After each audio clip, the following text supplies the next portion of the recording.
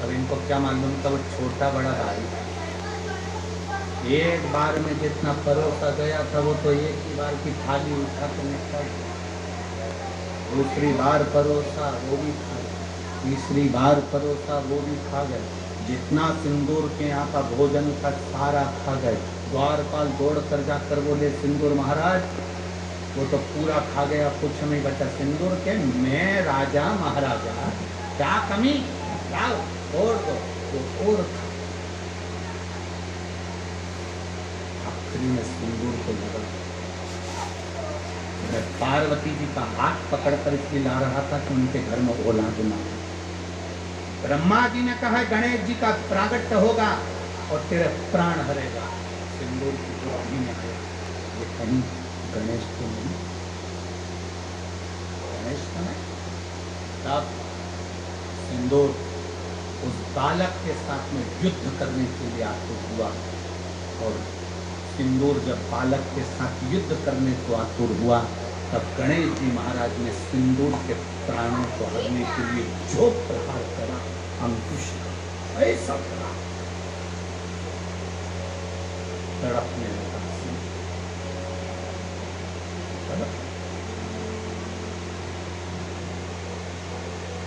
प्राणों को हरा,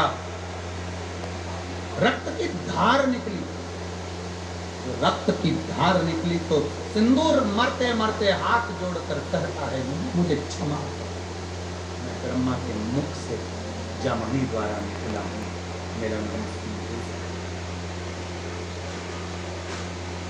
यम भी मुझसे दूर रहते, आप कृपा दया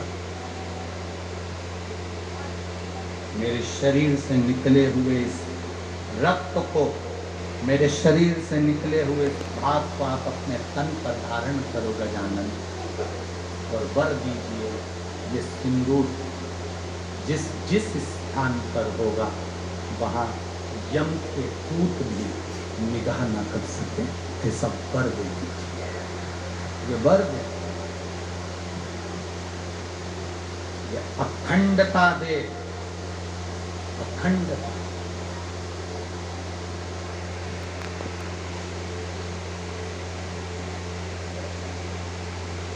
तुमने मेरी माता का हाथ का स्पर्श किया है? सिंदूर कहते हैं मेरी मृत्यु आपके द्वारा लिखी थी, इसलिए मैं पार्वती माता को लेकर गया। और आज मैं सिंदूर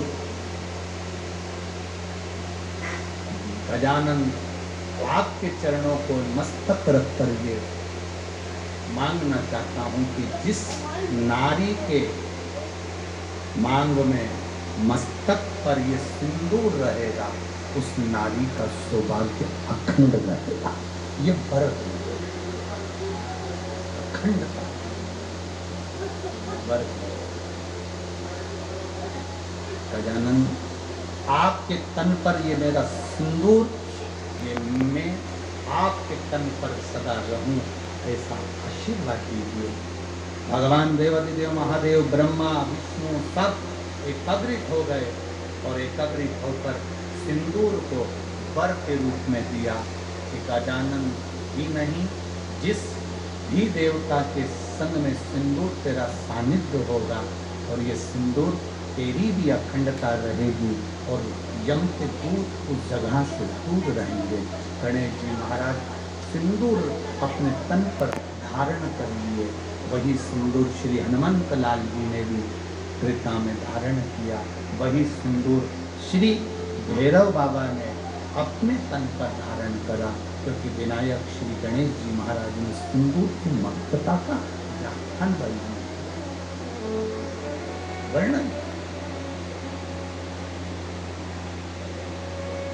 प्रयास किया। हमारे सनातन धर्म में, हमारे हिंदू धर्म में, हमारे सनातन धर्म का एक गौरव है। जब मकान का मुहूर्त हो, दुकान का मुहूर्त हो, दीपावली का पूजन हो, कोई विशेष फंक्शन हमारे यहाँ होता है तो दरवाजे पर स्वस्तिक सिंदूर का बनाया है। व्रत में घोल कर, गाय के घी में उसको घोल कर स्वस्तिक बनाया। क्यों? क्योंकि वहाँ यम के दूत की भी दृष्टि नहीं पड़ती, उस पर किसी की नजर नहीं पड़ती। सिंदूर की इतनी महत्वता, नारी क्यों सिंदूर लगाती है अपनी मांग में? सिंदूर की महत्वता नारी के जीवन में क्यों होती है? उसका कारण केवल इतना सा होता है कि उसके मस्तक पर अगर सिंदूर है तो किसी की दृष्टि का उस पर ना पड़े, किसी की कुदृष्टि उस पर ना पड़े। और नारी का अखंड सौभाग्य उसके जीवन में है, अखंड सौभाग्य।